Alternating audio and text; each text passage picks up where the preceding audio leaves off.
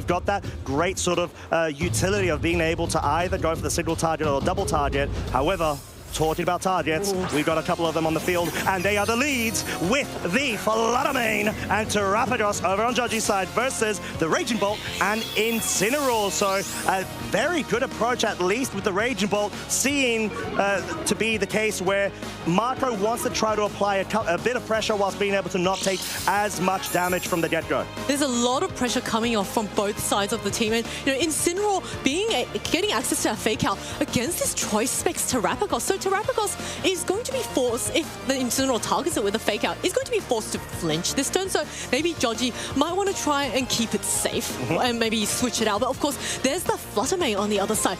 Ghost typing, making it immune to fake outs and allowing it quite free to get an attack off. And Raging Bolt, in its more natural electric dragon form, is not going to appreciate any sort of fairy type moves coming off in its way. So this is something that Marco is going to consider, and maybe is he going to want to maybe go for a Terra to keep it safe. And the thing is, you can't necessarily safely terrestrialize against the Terrapagos, as we do have the fake out actually targeting the Terrapagos. Will be breaking its Terra Shell activation. Moonblast following up into the Incineroar will deal some respectable amounts of damage as we have the Volt Switch. This is such a great utility move on the Raging Bolt, especially the Assault Vest variant, as it allows you to be able to absorb a lot of incoming damage and get that safe pivot going, due to it most likely definitely against the Terrapagos and the Floodamane being slower than them. A fantastic call from Marco here, not going for the Terra on his Raging Bolt, just keeping it safe for one turn and calling the fact that the Floodamane is not going to target him, because this Raging Bolt, of course, does carry the Assault Vest, so it will be surviving a Moonblast, but it's not going to appreciate taking super effective damage anyway. And now Marco, because the Raging Bolt was so slow and got that Volt Switch off after the Floodamane, is able to give a free switch into its teammate, and we can see Marco thinking quite hard about which Pokemon is going to be the optimal one to bring in this match, and it is going to be that rapid single strike Urshifu. Yeah, and having the Focus Sash allows you a bit of breathing room, dependent on what that Floodamane goes for. We know it is the fastest thing on the field right now. There is no direct fake out pressure that you can even exercise onto the Floodamane regardless due to the typing. But the question is, are you going to be able to try to force or threaten this Terrapagos to not go on the offensive right now, and maybe even catch a cheeky little read if you can? Yeah, it's really interesting because I think the Floodamane in its Ghost Fairy form will take neutral damage from a Dark-type Sucker Punch, and the Urshifu might even be able to knock out that Floodamane. So, encouraging a Floodamane maybe wanting to terrestrialize, but the tech coming off from the Urshifu just to scout out what Joji is going to do. Wanting to check it out, as that does look like it's a Vento Gelato Icy Wind. That is just wanting to at least guarantee the breaking of the Focus Sash. Not very useful against the Incineroar, but this very much is. The Terra Starstorm does pick up the KO. This is why we're telling you folks, this is a big threat you need to respect. Oh my goodness, what a KO. Now Marco has lost the Incineroar, which is a key piece to his team. There's no more fake out and no more intimidate pressure for Marco, and he's going to be forced to bring in the next Pokemon. But we now see how strong this choice specs Terrapagos is, being able to spam the Terra Starstorm. Even in his normal terrestrial form, it's just able to deal out so much damage. Yeah, and that's sort of the name of the game when it comes to that archetype. However, talking about damage, guess what? We've got Calyrex Ice Rider on the field, so it wants to be able to go ahead and exercise its own strategy and influence on the field. It does have the options of going for the Trick Room or even just the raw damage. Yeah, indeed. And, Trick Room is a really great option here because the Urshifu is, at the moment, faster than the Terrapagos. But if the Floodamane goes for that Icy Wind, it will lower its speed, and then the Trick Room coming off from the Calyrex will make sure that the Pokemon on Marco's side is going to be faster. Of course, Joji can also read into that and just simply go for the attack, because both the Calyrex and the Urshifu are heavily threatened by this Floodamane, and only one of them can go for the Terra. And if one of them does, then the terrestrialization from this Terrapagos is going to hit them really hard. Yeah, and that's the lovely little bit that you really need to take into consideration when you are going up against a Terrapagos, as we do see the Dark-type Terra over from this Urshifu is going to be able to place itself, maybe perhaps looking for a Sucker Punch KO onto the Floodamane. Depending on how that has been trained, it could prove to pick up a KO, but we do have the Terrapagos going for the Stellar form. This Terrapagos looking nice and sparkly, just getting ready to fire off the super effective Terra Starstorm now onto this Terra Dark Urshifu. Urshifu first, going for that Sucker Punch. Is it enough to knock out now free to go for that Choice Specs Terra Starstorm. Lovely little play there as the Terra Starstorm will be bringing the Urshifu down to its focus sash, but most importantly, dealing respectable damage. Nearly a 2-hit KO. Looks like it's within the realm of a rolls in determined on the training, but the Glacial Lance single target does guarantee at least a 2-hit KO. Oh, that is a really big turn. And now this Terrapagos, because it's undersped by the Urshifu can actually go for a close combat onto it. And I think Chi-Yu naturally is faster than the Urshifu, but of course, depending on the training of these two Pokemon, the Chi-Yu might be able to go off first, but Chi-Yu is, of course, Focus Sash, so Marco has to spend a turn getting rid of that Focus Sash before he can knock out the Chi-Yu. Terrapagos, of course, is quite heavily threatened by this Urshifu, but I think, Joji bringing that Chi-Yu indicates that he knows the Chi-Yu is going to be faster. Yeah, and that's sort of the dynamics in terms of the speed benchmarks. You really need to try to chart out into your mind what can lead down towards victory in order for you to be able to progress into the finals. This is still game one, but it feels so intense. Protect does come out from the Ice Rider, wanting to forego any focus into the slot, and we see the Sucker Punch wanting to guarantee focus sash. Wow, that's a 2-hit KO, sorry, with a critical hit. Critical hit. I was thinking, oh my goodness, Chi-Yu, how's it taking so much damage from a Dark-type movement? That was a critical hit and a really great turn, because I think Marco recognizing that his Urshifu is not going to be on the field for long, so may as well just try and break that focus sash. Of course, now Urshifu is going to get knocked out from that Heat Wave, and Terrapagos now, its Terra Starstorm is going to go off into that Protect, but there is no more Terra Pokemon on Marco's side, so they will be taking neutral damage, and Marco now down to his final two Pokemon, but Joji's Pokemon are also heavily chipped. I do like the situation for Marco, however, because thanks to that, the critical hit as well with the Sucker Punch, it may have put the Chi-Yu within range of a Thunderclap KO. Potentially, we'll have to find out, it might be very close, but if you're able to do that and get a Trick Room set up, your Calyrex is most likely going to be able to survive, although, actually, it might not. We've got Beads of Ruin on the field. Ooh, good call, because I forgot that there was Beads of Ruin. It's so easy to forget sometimes, but, the Terra Starstorm with the Beads of Ruin, previously without that Beads of Ruin, the Calyrex took almost 50% damage, so now that this Terrapagos is going to outspeed the Calyrex, so can this Raging Bolt knock out this Terrapagos with a Thunderclap, but then that leaves the Calyrex free to go, the Chi-Yu free to Heat Wave that Calyrex, but Chi-Yu is going to protect this turn. Oh, being a bit wary of that scenario, wanting to make sure it doesn't lose the Beads of Ruin. Double Protect failing from the Calyrex, not wanting to mess about, being aware of the KO potential. Terra Starstorm, is it enough to pick up the Calyrex? Oh! Yes, it is! Of course it is, and it picks up another critical hit onto the Raging Bolt as well. A massive turn for Joji here, knocking out the Calyrex, knocking out the Trick Room option, and now this Raging Bolt with the critical hit, of course, but, it wasn't really going to do much anyway, and it is now stuck on the field, having to, Joji still has not revealed his final Pokemon, and I think at this stage, it's quite easy to just switch out the Terrapagos and switch it back in and guarantee that KO with the Terra Starstorm. Yeah, it's sort of just at the business end of game one. Joji just needs to go ahead and play their cards right in order to wrap this one up. And we've seen the sort of importance of this hyper-aggressive archetype versus more of these balanced cores. Of course, the Thunderclap completely knocking out the Terrapagos, giving a bit of an applause for it on the way out too. However, is now susceptible to a KO from the Dark Pulse, and we have game one wrapped up for Joji in advantage. Oh, well done to Joji for taking that game one against such a formidable opponent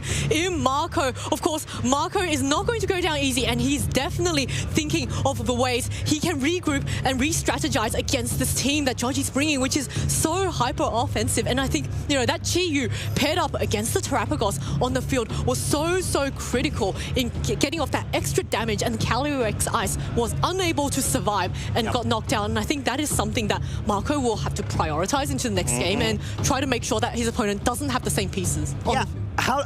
So this is a question I've got for you, Zoe. How do you find a way to be able to dissipate all of this offensive pressure that Joji is bringing on the board? Do you maybe try to opt to go straight for perhaps a Trick Room? Because the speed advantage and overwhelming damage output from the get-go is definitely in Joji's favor. Yeah, this is really interesting because Calyrex Ice, of course, takes super effective damage from Chi-Yu's both its fire and dark typing. So maybe you could think of leading something like a Calyrex Ice and the Incineroar, so that with the fake out pressure, there is that guaranteed, turn where he can flinch the Chi-Yu and then get that Trick Room up, because, the Terrapagos is not going to be able to knock out the Calyrex without that Terra. But of course, there is that Thunderous on the other side, and I'm just going to have a quick check if it has Taunt, but it doesn't have Taunt. No. But it does have Scary Face, so, Joji might consider this Trick Room option, and maybe for Game 2 as an adjustment, bringing his own Tornadus, and maybe, once Trick Room is set up, start Scary Facing his own Pokemon. Yeah, sort of his own form of speed control if he's anticipating the adaptation from Marco. But we've got Game 2, ladies, gents, and lovely folks, for us right now. Wow, Zoe, it looks like you called it. The exact same leads from Joji, but Marco is going to switch it up, so showing that he's wanting to prioritize maybe getting that Trick Room up. And this is a really nice lead for Marco because he has two incredibly slow Pokemon on the field against the Fluttermane, against the Terrapagos. Fluttermane is not going to be able to knock out either, or actually, if it goes for the Shadow Ball, maybe the Calyrex could take heavy damage, but of course, the Calyrex could just go for that Terrestrialization, and then the Incineroar could fake out the Terrapagos, which is forced to take that fake out if it stays in the battle. So this is a really, really interesting turn, and is Marco then just going to go for that really easy fake out plus Trick Room? And I think at this point, there's no real reason why you shouldn't, because at least you can guarantee a Terra Shell break if we see the Terrapagos stay on the field and not even try to opt to go for any sort of terrestrialization. So it's going to really have to find out. There it is. It's a bit scared of the situation and wants to be able to not expend any potential terrestrializations just in case it needs to be brought under Trick Room conditions. But we do have the Chi-Yu on the field, and of course it will actually have its Focus Sash broken though. Ooh, and now Fluttermane is free to go for that Shadow Ball. Bees of Ruin. Is this enough to knock it out? It is not enough, and allows that Calyrex Ice to get the Glacial Lance off. Is that enough to take the knockout? It is not enough. Fluttermane hanging on, and now we're going to go into the next turn, and oh my goodness, the Calyrex Ice hasn't got long left on this battle if it takes another, but also Joji's Pokemon are also really, really heavily damaged. Yeah, they very much well are, and at this point, it's sort of in a position where Joji could go on the offensive. However, the Incineroar hasn't been touched just right now, and it's at maximum HP. You need to be focusing down on it, perhaps, if you want to be able to start getting rid of some very key pieces to Marco's strategy that further enable himself to be able to get those pivots, get those hard switches going in order to dissipate the focus from Joji. Ooh, and the Moonblast now coming off from that Fluttermane, but the double up into the Incineroar survives it quite healthily, allowing the Incineroar to munch on its Citrus Berry, get some health back, but that also leaves the Calyrex Ice very, very free to get a Glacial Lance off. But Incineroar, firstly, is going to get that parting shot off. It will, and it's going to get that free switch in for Marco to be able to take advantage of. And this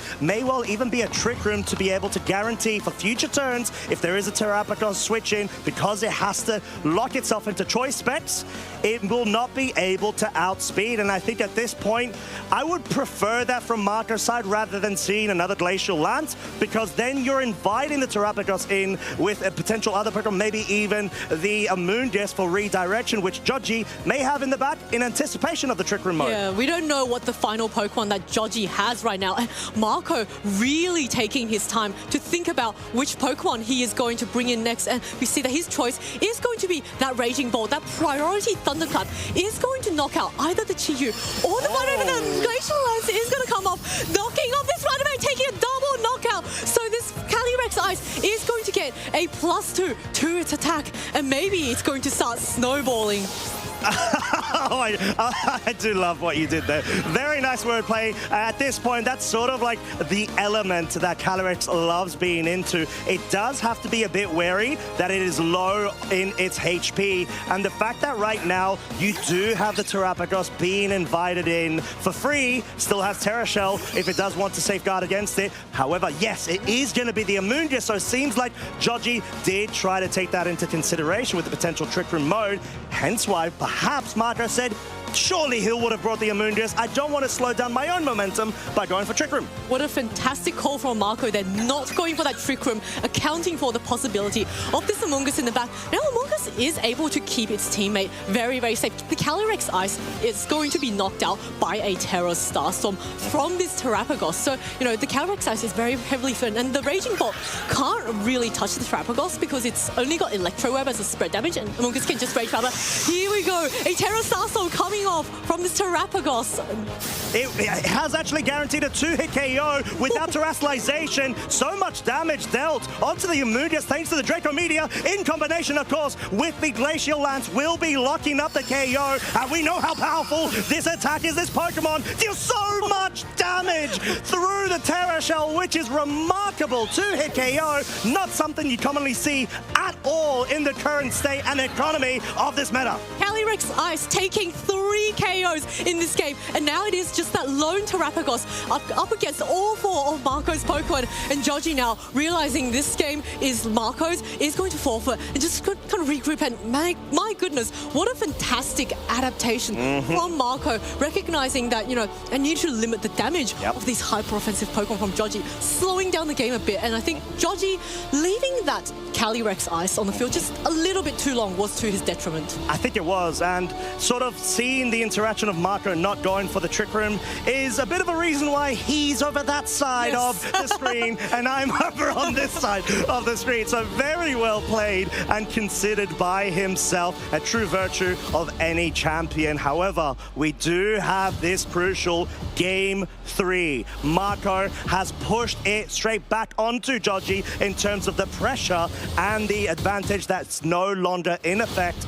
Question is, Zoe, how are we feeling? Both trainers try to adapt to this. Do they adapt at all, or do they just try to rely on the same leads and maybe go down a different branch in terms of the timeline? I think it's really, really close, and I think Marco's adjustments in Game 2 were really fantastic because the fake out pressure is so good, limiting the amount of damage that Joji can do. And at the same time, though, Joji, I think he brought the correct Pokemon. The Amoonguss just unfortunately happened to come in at a time where its teammate did not knock out the Calyrex Ice, which then was able to retaliate. So I think it's just a matter of which player then leads a little bit better, selects Mirror, maybe gets into their opponent's head a little bit more and reads the correct moves. Yeah, and that's quite tough because we know that both of these trainers are very cool-headed. I mean, especially the trainer of the Calyrex Ice Rider, naturally speaking. But it's sort of at the point where how can Joji exercise that immediate pressure, offensive pressure, without actually being disrupted and slowed down by Marco's team? Yeah, and players now, this is the final match. It's going to be so exciting. And there we go, Game 3. Chiyu and Terrapagos versus the Calyrex and the Raging Bolt. So a bit of a switch up from both players here. And the Terrapagos, without the threat of a fake out, is free to just immediately start going for its really powerful special attacks. And it's going to be helped by that Chiyu, which heavily threatens the Calyrex Ice. I love this adaptation from Joji. You have that immediate pressure that we've been discussing and talking about, because at the moment you either force the Calyrex, or you definitely force the Calyrex to go on the defensive, whether it stays in its current form in terms of typing, terrestrializes, or has to go for protect or switch out. Everything's covered right now. With Chiyu, you've got the fire type on the field, you've got that Terra Starstorm if you want to opt to go for the immediate pressure. So really good stuff for him. Yeah, Calyrex Ice so heavily threatened, but the Raging Bolt is in a really nice position. It resists the Chiyu's fire type moves, and it can assault vest, so it's not going to care too much about. But Dark Pulse coming up on this Raging Bolt, gonna do a good thing. Oh my goodness, the double up from Joji! What a fantastic reaction to knock out the Raging Bolt! Wow! Look at that damage that we actually saw in a previous game too, it looked like it was just on the border of guaranteeing a 2-hit KO, and that seemed like it was just above the 2-hit KO range. Oh my, that was so thrilling. I think Joji recognizing just how heavily threatened that Calyrex Ice was and taking a gamble and saying, you know what, I don't think you're going to want to attack with the Calyrex. You're really going to want to protect. But of course, the battle is not over yet. Marco now has the Calyrex Ice and the Incineroar out on the field, so there's fake out pressure, and the Calyrex can just start going for attacks or maybe even set up a trick room. Yeah, and now you do have the fake out pressure at least. So like you said, there is the option to try to go for the speed control, but the fact that Marco's already lost a piece in turn 1 is very detrimental because you're limited in terms of what you can hard switch in or try to bring to influence the immediate momentum you would have had under trick room conditions. And this is going to be a terrestrialization over on Joji's side. The time is nigh against this horse of divine excellence. And guess what? A lot of damage is incoming. Terrapagos is ready to shine for the stars and rain down all the star meteors from the heavens. And we're going to see an answering terrestrialization from this Calyrex Ice into the Terra water. And we all know that the Terrapagos is locked into the Terra Starstorm. So this Calyrex Ice, if it doesn't protect itself, is going to be taking super effective damage. But of course, the fake out is going to come out from this Incineroar, just keeping it safe. For one moment, Calyrex Ice surviving. And Oh no, sorry, I thought that was a premature flinch. It was not. Apologies for my Italian there. However, we do have the Glacial Lands, no Trick Room being set up, and most crucially, look at how much damage that dealt. That was a really nice turn for Marco. You know, Chi-Yu resists the Ice-type moves, but it wasn't able to survive because Calyrex Ice has so much raw damage output. And now this Incineroar is really healthy. It can't take too much from the Chi-Yu. It might be able to maybe go for a knockoff onto this Terrapagos,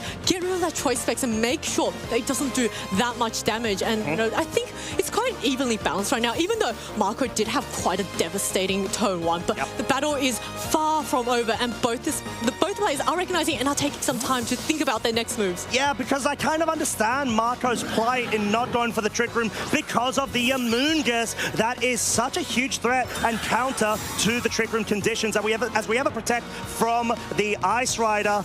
In this point, Incineroar most likely going to be able to survive and be able to re-pivot or get a parting shot onto that Terrapagos, especially now that the Beads of Ruin is no longer in effect. Terra Starstorm coming off, raining down all these stars on the Incineroar. A 2-hit KO, so much damage. But Incineroar, of course, is going to eat its Citrus Berry, which means that it is out of danger of another KO from Terra Starstorm. And it's going to answer back with a parting shot, so giving a free switch into a teammate. Of course, I think the Terrapagos, even with a -1, is probably going to do quite a bit of damage to this Calyrex Ice. So, you know, the Calyrex Ice Rider is not out of the woods just yet. But of course, Urshifu now coming back is going to heavily threaten that Terrapagos. But there is an Amoonguss on the field. There really is. And at this point, it's such a great partner Pokemon next to a main sweeper, especially one that can double target both of your opponents' Pokemon. And in this situation, Calyrex is definitely within range, even at -1 of special attack, of a super effective Terra Starstorm. So it's going to likely have to force Marco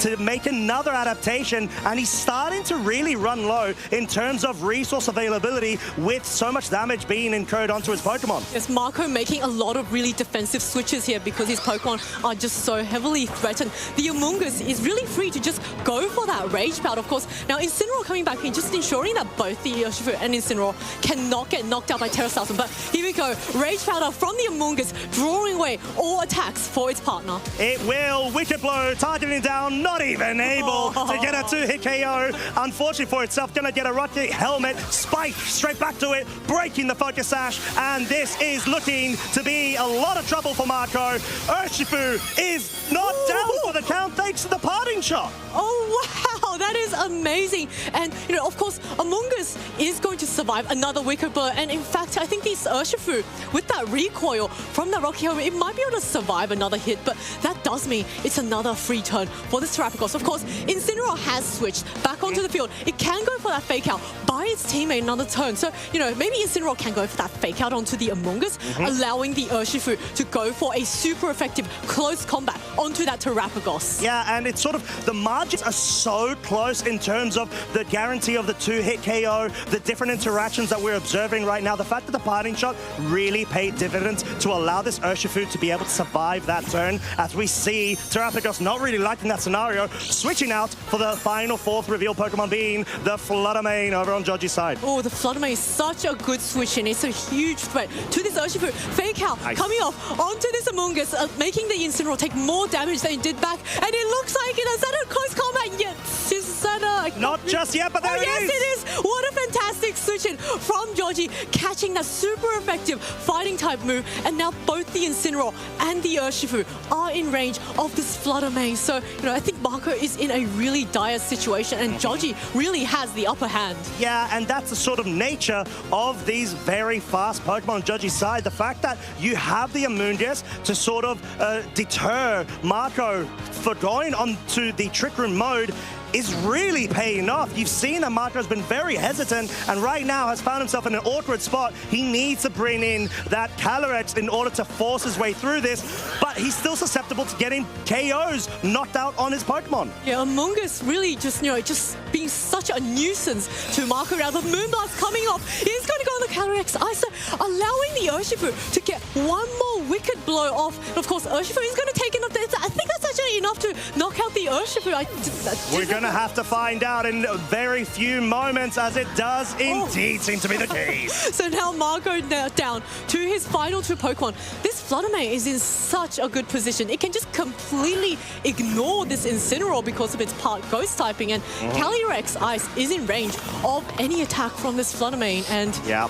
at this stage, I think trouble. I think Marco is going to... I don't think Marco is going to be able to pull a comeback unless some miracle happens, but I think Joji has this game. I think it does seem to be the case. Exceptional board state play and repositioning from Joji. Even though we do have the fake out available, it does target down the Chi-Yu. Gets a little cheeky critical hit on the side, but Forza Lunare will be coming out from the Fluttermane, picking off the Calyrex, and this is looking like it's Joji's game. Ice Rider out for the count, leaving the little kitten all on its lonesome self. Ice Rider Calyrex unfortunately has melted under the heat of this Fluttermane, and Incineroar is not going to be able to knock out those Pokemon. Congratulations to Joji for being our finalist for Stockholm Regional Championship.